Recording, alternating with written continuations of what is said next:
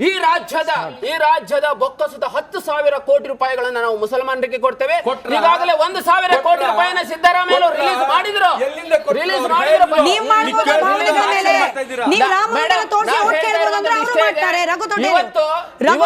ಒಂದು ಸಮುದಾಯದ ಓಲೈಕೆಗಾಗಿ ಇವತ್ತು ಹೇಗೆ ಕರ್ನಾಟಕದ ಟ್ಯಾಕ್ಸ್ ಕನ್ನಡಿಗರಿಗೆ ಬಳಸಬೇಕು ಹೇಳಿ ಇವರು ವಾದ ಮಾಡ್ತಾರಲ್ಲ, ಅದೇ ರೀತಿಯಲ್ಲಿ ಹಿಂದೂಗಳ ಟ್ಯಾಕ್ಸ್ ಹಿಂದೂಗಳಿಗೆ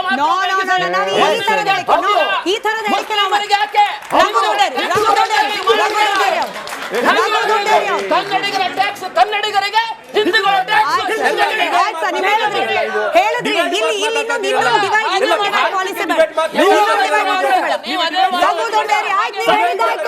ನೀವ್ ಹೇಳಿದ್ದಾಯ್ತು, ನಿಮ್ ಸ್ಲೋಗನ್ಗಳಾಯ್ತು, ನಿಮಗೆ ಚಪ್ಪಾಳೆ ಕೂಡ ಸಿಕ್ಕಾలి.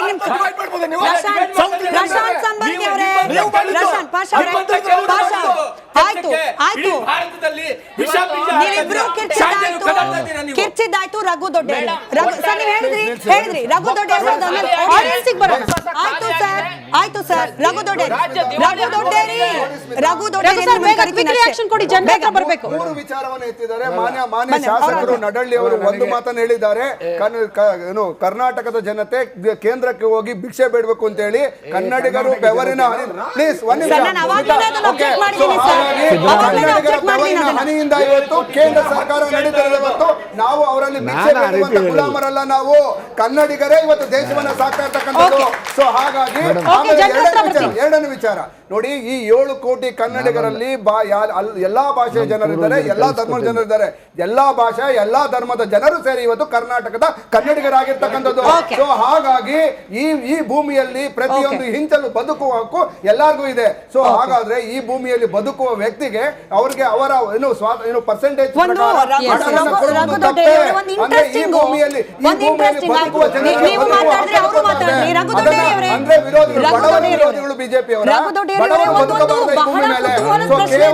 ಅದಾನಿ ಅಂಬಾನಿಗಳು ಮಾತ್ರ ಬದುಕಬೇಕು ಭೂಮಿ ಮೇಲೆ. ಸೊ ನನ್ನ ಪ್ರಶ್ನೆ, ಬಡವರನ್ನು ಬದುಕಲು ಬಿಡಿ, ನಿಮ್ಗೆ ಅವ್ರಿಗೆ ನೀವೇನು ಮಾಡಬೇಡಿ, ಜನರು ಅವರಾಗೆ ಬದುಕ್ತಾರೆ. ಬಡವರಾಗಿ ಬದುಕಲು ಬಿಡಿ, ನೀವು ತೊಂದರೆ ಕೊಡಬೇಡಿ, ರಾಜ್ಯ ಸರ್ಕಾರ ನೋಡ್ಕೊಳ್ತದೆ.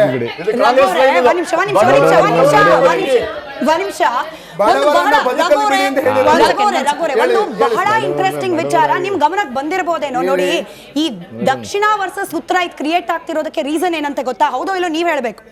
ಸೋನಿಯಾ ಗಾಂಧಿ ಅವರು ಉತ್ತರ ಭಾರತದಲ್ಲಿ ನಿಲ್ತಾ ಇದ್ದ ಕ್ಷೇತ್ರದಲ್ಲಿ ಸೇಫ್ ಇಲ್ಲ ಅನ್ನೋ ರಿಪೋರ್ಟ್ ಬಂದಿದೆ. ಅವರು ತೆಲಂಗಾಣದಲ್ಲಿ ನಿಲ್ಲಬೇಕು ಅನ್ನೋ ಪ್ಲಾನಿಂಗ್ ಅಲ್ಲಿ ಇದ್ದಾರೆ. ರಾಹುಲ್ ಗಾಂಧಿ ಅವರು ಎಲ್ಲಿಂದ ನಿಲ್ತಿದ್ದಾರೆ ಅಂತ ನಿಮಗೂ ಗೊತ್ತು. ಹಾಗೆ ಬಿಜೆಪಿಯ ವೀಕ್ ಬೇಸ್ ಯಾವುದು? ದಕ್ಷಿಣ. ಕಾಂಗ್ರೆಸ್ ಇದನ್ನ ಅಡ್ವಾಂಟೇಜ್ ಮಾಡ್ಕೊಳ್ಬೇಕು ಅಂದ್ರೆ ಏನ್ ಮಾಡ್ಬೇಕು? Create the divide. ಉತ್ತರ ಭಾರತ ಬಿಜೆಪಿಗೆ, ದಕ್ಷಿಣ ಭಾರತ ಕಾಂಗ್ರೆಸ್ಗೆ.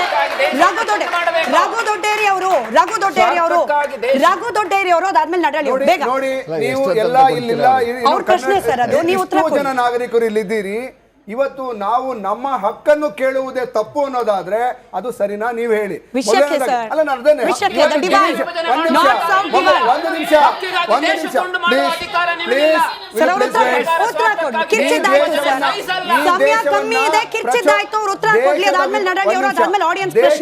ಪ್ಲೀಸ್.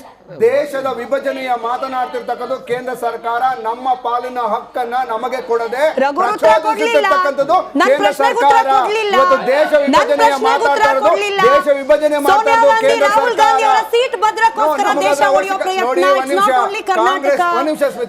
ಕಾಂಗ್ರೆಸ್ 400 ಗೆದ್ದಿದ್ದನ್ನು ನೋಡಿದ್ದೇವೆ, 40 ಗೆದ್ದಿರೋ ನೋಡಿದ್ದೇವೆ, ಸೋಲು ಗೆಲುವನ್ನ ಎರಡನ್ನು ನೋಡಿದ್ದೇವೆ.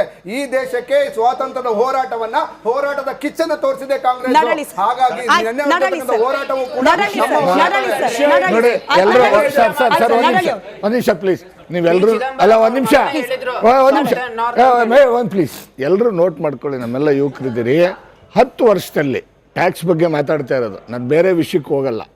ನಾನು ಬೇರೆ ಈ ವಿಷಯನ ನಾವು ಬಹುಶಃ ನೀವು ಕೂಡ ಹಾಡು ಕಲ್ತಿದ್ದೀರಿ ಅಂತ ಅಂದ್ಕೊಂಡಿದ್ದೀನಿ. ನಾವೆಲ್ಲ ಚಿಕ್ಕವರಾಗಿದ್ದಾಗ ಶಾಲೆಯಲ್ಲಿ ನಮ್ಗೆ ಕಲಿಸಿದ್ದಾರೆ ಮೇಡಮ್. ಅದನ್ನು ಕಲ್ತಿದ್ದು ಏನು ಗೊತ್ತಾ?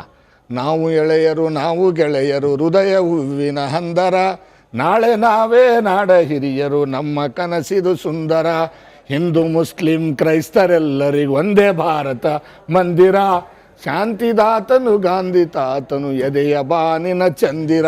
ಇದು ಭಾರತ ಎಲ್ರಿಗೂ ಸೇರಿದ್ದು. ಇನ್ನು ಟ್ಯಾಕ್ಸ್ ವಿಷಯ, ಒಂದೇ ನಿಮಿಷ. ಟ್ಯಾಕ್ಸ್ ವಿಷಯ ಬಂದಾಗ ಟ್ಯಾಕ್ಸ್ ವಿಷಯ ಬಂದಾಗ ನಾನು ನಮ್ಮೆಲ್ಲ ಸ್ನೇಹಿತರಿಗೆ ಹೇಳಲಿಕ್ಕೆ ಬಯಸ್ತೇನೆ, 10 ವರ್ಷ ಹಿಂದೆ ಮನಮೋಹನ್ ಸಿಂಗ್ ಅವ್ರ ಸರ್ಕಾರ ಇತ್ತು, ಕಾಂಗ್ರೆಸ್ಸಿಗರು ನಮ್ಮ ವಕ್ತಾರರಿದ್ದಾರೆ, ಅವ್ರು 10 ವರ್ಷ ಇದ್ದರು, ಮೋದಿಜಿಯವರು 10 ವರ್ಷ ಈಗಿದ್ದಾರೆ, ಮುಗಿತಾ ಬರ್ತಾ ಇದೆ ಅಲ್ವಾ. ಮನಮೋಹನ್ ಸಿಂಗ್ ಅವರು 10 ವರ್ಷ ಇದ್ದಾಗ ಕಾಂಗ್ರೆಸ್ಸಿನ ಅಧಿಕಾರ ಇದ್ದ ಸಮಯದಲ್ಲಿ ಕರ್ನಾಟಕಕ್ಕೆ ಬಂದಿರೋದು 2 ಪ್ರಮುಖ ಅಕೌಂಟಲ್ಲಿ ಟ್ಯಾಕ್ಸ್ ಬರುತ್ತೆ ಮೇಡಮ್. ಒಂದು ಟ್ಯಾಕ್ಸ್ ಸೆಂಟ್ರಲ್ ಟ್ಯಾಕ್ಸ್ ಇನ್ ಏಡ್ ಬರ್ಕೊಳ್ಳಿ ಬೇಕಿದ್ರೆ, ಸೆಂಟ್ರಲ್ ಟ್ಯಾಕ್ಸ್ ಇನ್ ಏಡು 10 ವರ್ಷದಲ್ಲಿ UPA ಸರ್ಕಾರ ಕರ್ನಾಟಕಕ್ಕೆ ಕೊಟ್ಟಿರೋದು ಕೇವಲ 60,000 ಕೋಟಿ. ನಾನು ಹೇಳಿದ ಮೇಲೆ ನೀವು ಹೇಳಿ.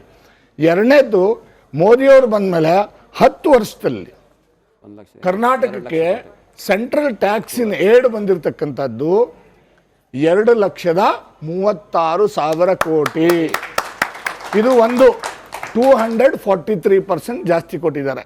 ಇನ್ನು ಎರಡನೇದು ಟ್ಯಾಕ್ಸ್ ಇನ್ ಡೆವಲ್ಯೂಷನ್, ಈಗ ಹೇಳ್ತಲ್ಲ tax GST collection, tax in ಡೆವಲ್ಯೂಷನ್ನಲ್ಲಿ 10 ವರ್ಷ UPA ಸರ್ಕಾರ ಇದ್ದಾಗ ಕರ್ನಾಟಕಕ್ಕೆ ಬಂದಿರತಕ್ಕಂಥದ್ದು 81,000 ಕೋಟಿ. NDA ಸರ್ಕಾರ ನರೇಂದ್ರ ಮೋದಿಜಿಯವರ ಸರ್ಕಾರ ಬಂದಾಗ ನಾವು 10 ವರ್ಷದಲ್ಲಿ ಕೊಟ್ಟಿರ್ತಕ್ಕಂಥದ್ದು 2,82,000 ಕೋಟಿ. ಆಮೇಲೆ ಮೂರನೇದು ಕರ್ನಾಟಕದ ಒಂದು ನಿಮಿಷ, ದೇಶದಲ್ಲಿಯೇ ಅತಿ ಹೆಚ್ಚು ಬಜೆಟ್ ಸುಮಾರು 2,80,000 ಕೋಟಿ ಬಜೆಟ್ ಅನ್ನ ಕರ್ನಾಟಕದ ಬಜೆಟ್ ಅನ್ನ ಮಂಡನೆ ಮಾಡಿದ 2ನೇ ಶ್ರೀಮಂತ ರಾಜ್ಯ ಯಾವುದು ಅಂದ್ರೆ ಅದು ಕರ್ನಾಟಕ. ಆ ಹಣ ಎಲ್ಲಿಂದ ಬಂತು ಹಾಗಿದ್ರೆ?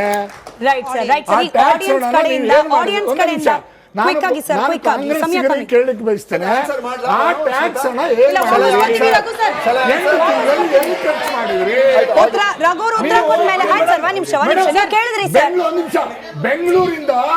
ಬೆಂಗಳೂರಿಂದ ಎಲ್ಲ ಶಾಸಕರು, ಮಂತ್ರಿಗಳು, ಮುಖ್ಯಮಂತ್ರಿಗಳು ಏನು ಡೆಲ್ಲಿಗೆ ಹೋರಾಟ ಮಾಡಕ್ ಹೋಗಿದ್ರಲ್ಲ, ಅಲ್ಲಿ ಯಾವ ಹೋಟ್ಲಲ್ಲಿ ಇದ್ರಿ? ಅಶೋಕ್ ಹೋಟೆಲ್ ಹಣ ಯಾರು ಕೊಟ್ರು? ಆಮೇಲೆ ನೀವೇನು ನನ್ನ ತೆರಿಗೆ ನನ್ನ ಹಕ್ಕು ಅಂತ ಕೊಟ್ರಲ್ಲ, ಎಲ್ಲ ಪೇಪರ್ಗಳಿಗೆ ಸುಮಾರು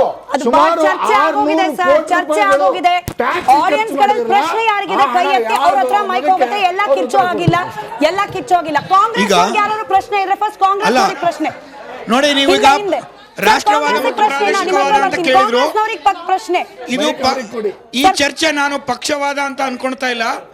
ನಾನು ಕೇಳ್ತಾ ಇರೋದು 15ನೇ ಹಣಕಾಸಿನ ಆಯೋಗದಲ್ಲಿ 4.71 ಅಂದ್ರೆ 4.71 ಇದ್ದಿದ್ದನ್ನ 3.64ಗೆ ಇಳಿಸಿದ್ರು.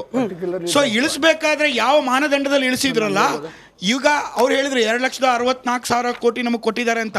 ನಮಗೆ 4 ಲಕ್ಷ ಸಿಗುವಂತ ಸಂದರ್ಭದಲ್ಲಿ ಅಂದ್ರೆ 4.71 ಇದ್ದಾಗ ಎಷ್ಟು ಸಿಗಬೇಕಾಗಿತ್ತು, ಅದು 3.64 ಅಂತ ಆ ಮಾನದಂಡವನ್ನು ಇಳಿಸಿದ್ದು ಒಂದು ಭಾಗ. ಮತ್ತೆ ಸೆಸ್ ಕಲೆಕ್ಟ್ ಮಾಡ್ಬೇಕಾದ್ರೆ ಇದನ್ನ ರಾಜ್ಯಕ್ಕೆ ಹೀಗೆ ಹಂಚಿಕೆ ಮಾಡ್ತೀವಿ ಅನ್ನೋ ಕ್ಲಾರಿಟಿಯನ್ನ ಸೆಂಟ್ರಲ್ ಗೌರ್ಮೆಂಟ್ನವರು 15ನೇ ಹಣಕಾಸಿನ ಆಯೋಗದಲ್ಲಿ ಮಾಡಲಿಲ್ಲ. ಇದು ಏನಿದೆಯಲ್ಲ, ಇದು ನಮ್ಮ ರಾಜ್ಯಕ್ಕೆ ಅಷ್ಟೇ ಅಲ್ಲ, ಈ ಥರ ಇಳಿದಂಥ ರಾಜ್ಯಗಳೆಲ್ಲ ಇದ್ದಾವೆ. ಇವತ್ತು ತೆರಿಗೆದಾರರೇ ಅಲ್ಪಸಂಖ್ಯಾತರು, ಈ ದೇಶದಲ್ಲಿ ತೆರಿಗೆದಾರರೇ ಅಲ್ಪಸಂಖ್ಯಾತರು. ನಾವು ಹಂಚ್ಕೋಬೇಕು ಅಂತಂದ್ರೆ ಎಲ್ಲರಿಗೂ ಹಂಚ್ಕೋತಾ ಇದ್ದೀವಿ. ಆದರೆ ಯಾವುದನ್ನ ನಮ್ಮ ಪ್ರಾದೇಶಿಕ ನೋಡಿ, ಒಂದು ವ್ಯಕ್ತಿ ಪ್ರಾದೇಶಿಕತೆ ಮುಖ್ಯನೋ ರಾಷ್ಟ್ರವಾದ ಮುಖ್ಯ ಅಂತ ಅಂದಾಗ ಶಾರ್ಟ್ ಆಗಿ ಹೇಳ್ತಾ ಇದ್ದೀನಿ, ಪ್ರಾದೇಶಿಕತೆ ಮುಖ್ಯ. ನನಗೆ ನನ್ನ ಆಡಳಿತ ಅರ್ಥ ಆಗ್ಬೇಕು ಅಂದ್ರೆ ನನ್ನ ಲೋಕಲ್ ಗೌರ್ಮೆಂಟ್ ಇಂದಾನೇ ನನಗೆ ಅರ್ಥ ಆಗುತ್ತೆ. ನನಗೆ ರಾಷ್ಟ್ರ ಮುಖ್ಯ ಆದ್ರೂ ನನ್ನ ಅಭಿವೃದ್ಧಿ ತಂದು ಕೊಡೋದು ನನ್ನ ಮನೆ ಬಾಗಿಲಿಗೆ ನನ್ನ ಲೋಕಲ್ ಆಡಳಿತ.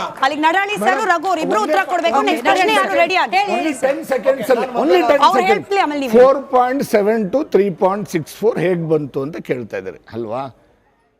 4.7 to 3.64 ಯಾಕೆ ಬಂತು ಅಂದರೆ, ಸರ್ 60 ವರ್ಷದಲ್ಲಿ ಪಾಪ ನೀವು ಟ್ಯಾಕ್ಸ್ ಪೇಯರ್ ಇರೋದ್ರಿಂದ ನಾನು ಗೌರವದಿಂದ ಹೇಳ್ತಾ ಇದ್ದೀನಿ, ನಮ್ಮ ದೇಶದ ಮುಕುಟವಾಗಿದ್ದಂಥ ಜಮ್ಮು ಕಾಶ್ಮೀರ 70-60 ವರ್ಷದಿಂದ ಒಂದು ಕೇವಲ ಬಡತನದಲ್ಲಿ ಕಲ್ಲು ತೂರಾಟದಲ್ಲಿ ಏನೋ ಮುಳುಗೋಗಿತ್ತೋ, ಆರ್ಟಿಕಲ್ 371 ಅನ್ನು ತೆಗೆದು ಅದನ್ನು ದೇಶದ ಅಂಗವಾಗಿ ಮಾಡಿ ಜಮ್ಮು ಕಾಶ್ಮೀರವನ್ನು ಕರ್ನಾಟಕದ ಜೊತೆ ಪಂಜಾಬಿನ ಜೊತೆ ಸ್ಪರ್ಧೆ ಮಾಡೋ ರೀತಿಯಲ್ಲಿ ಹೋರಾಟ ಮಾಡೋದಕ್ಕೆ, ಅದನ್ನು ಅಭಿವೃದ್ಧಿ ಮಾಡೋದಕ್ಕೆ ವಿಶೇಷ ಅನುದಾನ ಕೊಟ್ಟಿದ್ದನ್ನು ಸ್ಪಷ್ಟವಾಗಿ 15th ಫೈನಾನ್ಸ್ ಅಲ್ಲಿ ಮೆನ್ಷನ್ ಮಾಡಿದ್ದಾರೆ.